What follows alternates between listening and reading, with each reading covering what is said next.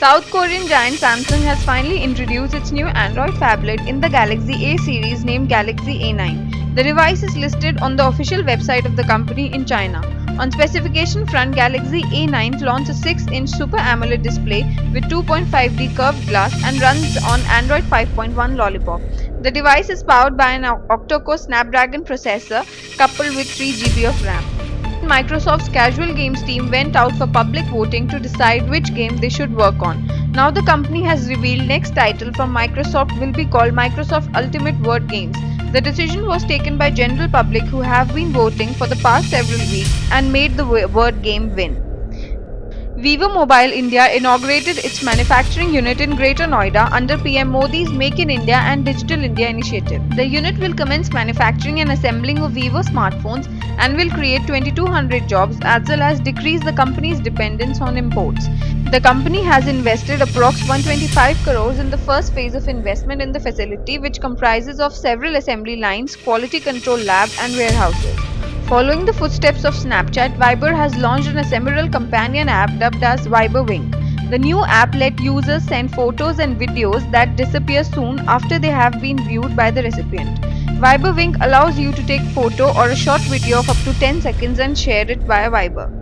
The top mobile messaging app WhatsApp with more than 900 monthly active users seems to be gearing up to bring video calling feature soon. Couple of images leaked by a German website shows the video calling feature in the app.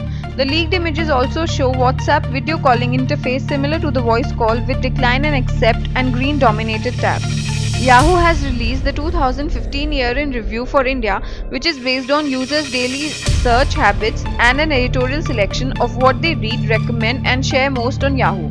Unexpectedly, the humble cow emerges as contenders of Personality of the Year 2015, outplaying other high-profile contenders for the top spot.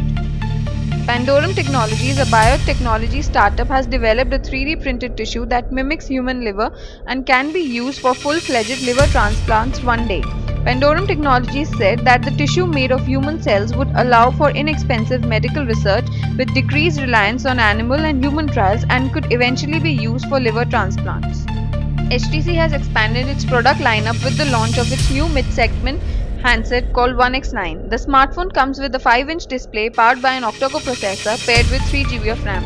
The 4G device flaunts a 13-megapixel rear camera and packs in a 3000 mAh battery.